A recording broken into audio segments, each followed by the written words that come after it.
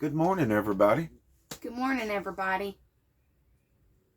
Welcome back to another episode of the Good News from Yeah. That. Okay. Welcome back to this. Welcome back to that, you guys. Yeah. And thank you so much, everybody, once again, for taking your time out of your day and morning, whenever it is that you watch it.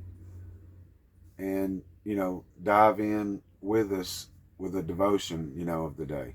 And it's a lot to do with today's lesson, actually, or I say lesson. It's a lesson or a devotion.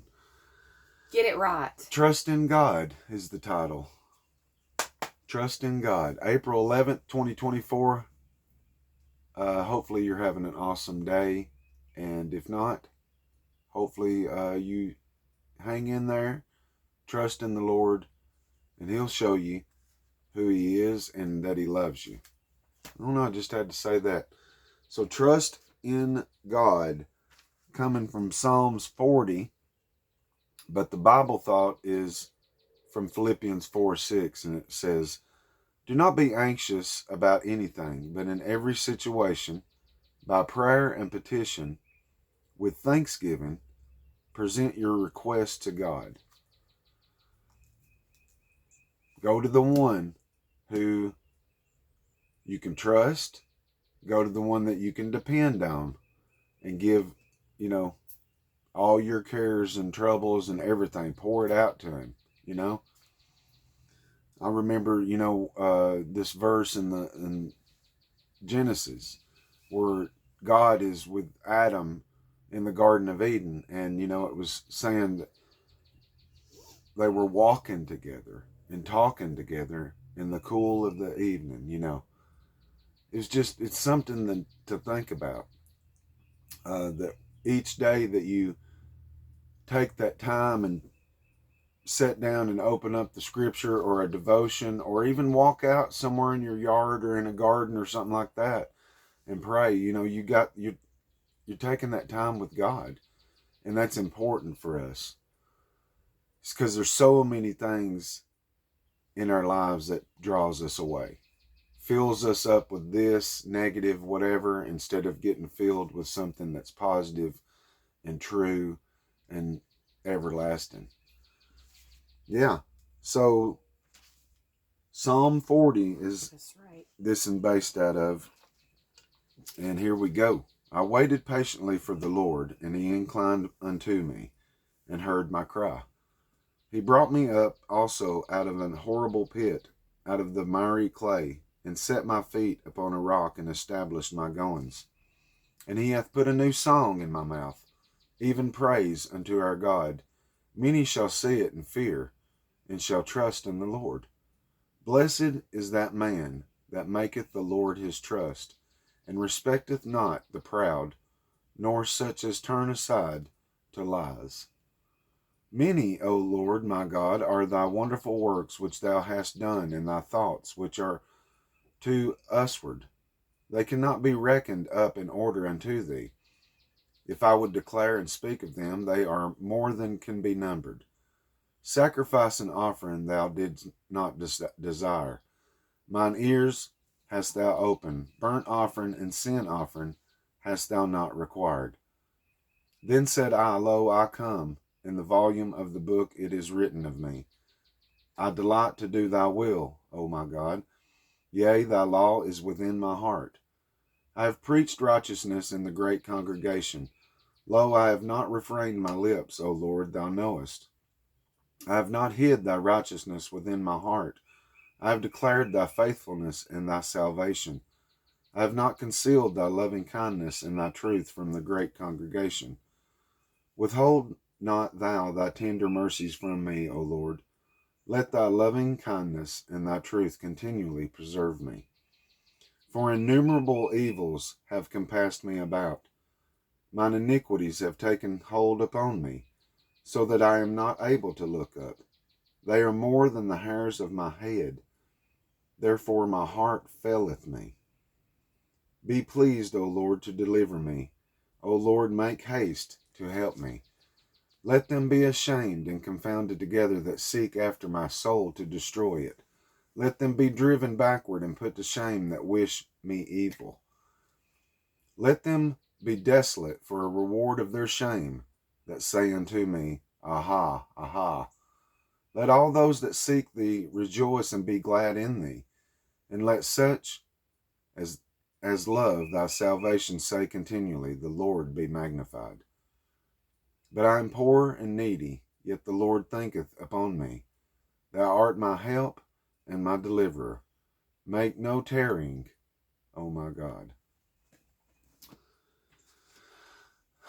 I mean, we've talked, I think, a few times now about Psalms. David wrote many of them. I don't know exactly the number, but he wrote from his heart. That's what I was He going to poured say. his heart out because, look, David realized he was a sinful man. I mean, there's evidence of the things that David did that he was sorry for. And then, like at one verse where, for innumerable evils compass me about. They had people, they was going to kill him. I mean, I get so much from Psalms. Psalm. It's so pretty. The book of Psalms. I mean, whatever. I always say Psalms. But anyways, trust in God. David did. And I believe when I read it, I guess I put myself there in David's writings as it's me. And I think we should do that. I do that. Yeah. But, and it humbles me.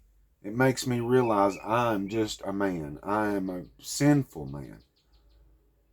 And I'm a woman, and I'm a sinful woman. And I have things that try to bog you down. It just, bog me down, flood in me, and make me feel like less than. Let's see here. The devotion reads, David knew both failure and success. He lost a young child, and his son led a rebellion against him. He was led to triumph over Goliath, and God gave him great victories over his enemies. David was far from perfect, but he is known as a man after God's own heart because of his unfailing trust and his earnest desire to do God's will. David returned to God time after time. We cannot always control what happens to us, but we can control how we react to both adversity and success. Paul tells us not to be anxious, but to bring all our problems to God. David knew that his acceptance by God did not depend on sacrifices and sin offerings, but that he was loved and cared for by his Creator.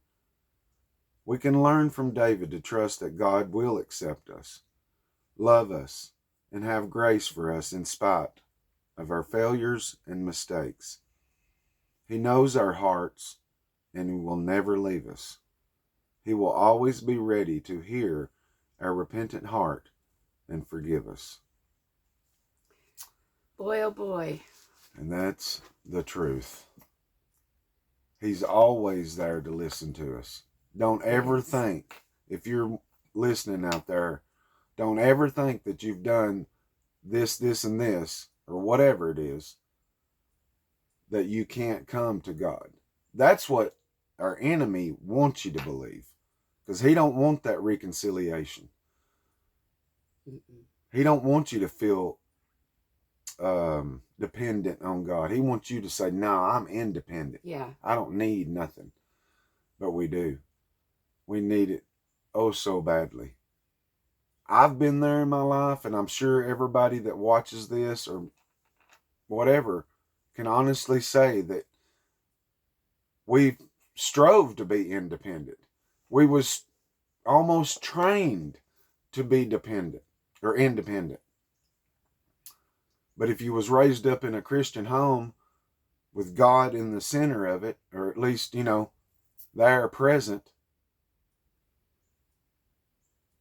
you realized, at a young age that, we do depend on God because we can't figure things out. Or if we think we do and we figure out real quick that Well, that this wasn't a is good messed idea, up. right? Yeah, right. Exactly. So, trust in God, not man. Don't be deceived. Don't be lied to. We've been warned. We've been told to beware. Beware. That's told us many times to beware. Be on the defense of this. But if you're having a hard time of distinguishing what's good and what's evil, and what's wrong and what's right, all I can say to you is go to God, give it to God, ask Him to show you, and He will. He'll show you what's right, and He'll show you what's wrong.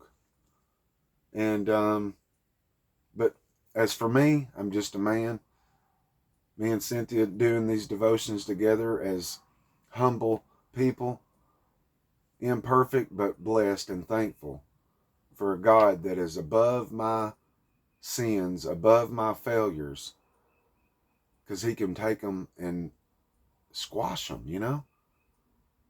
Like I've Yeah. said before about the giants in our rear view, it ain't me that squashes them, it's Him, because He goes with us where those battles are. Yeah. He's with us if we bring Him along. I mean, I'm guilty of that as well, but not including God. And we should include God in all things. Because, Lord have mercy, that's why we're here, right? That's right. And we're here for a reason. So, that's all I've got for that. But that's a good one That's to a know. good one, babies. Because if things are going great for you, awesome. Don't forget who made that possible for you and making it possible for you still to be non-affected. But I know there's a lot of people out there affected, scared, worried, don't know how they're going to pay this or that, or they have to choose medicines for food or whatever. Let's trust in the one that takes care of it, that makes sure that what we have and what we need is supplied. I remember, I think it was in the Old Testament, I think it was Eli or somebody in there went and was journeying somewhere, and he stopped at this woman's place, and all she had was just enough oil and just enough to make a little meal, for that one time, and then that was it. Well, no, God kept pouring oil in that, and she never run out. And that's the same way it can be for us, So let's just dig in, go to the one that can help, go to the one that you can depend, go to the one that you can trust. Because mankind, people, will let you down. And but you know what? We're just here to daggum lift up, okay? Yeah. And try to lift ourselves up. Yeah. To keep on keeping on. And I believe all things that are good will work out for us, that love the Lord. So, boom, that's it. You got anything to add to it?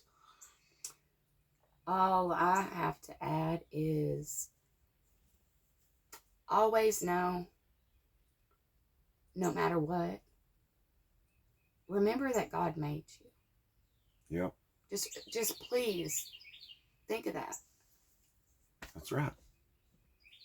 And He loves you. Yep. You're His, whether you like it or not. That's right. All right, guys, we're getting out of here. Peace out. Love you guys. Hit the thumbs up for us. Hit the subscribe button for us. And thank you so much for being on this daily devotion that we do. Thank you. And we'll see you on the next one. Peace out. Love you guys. And I just want to say,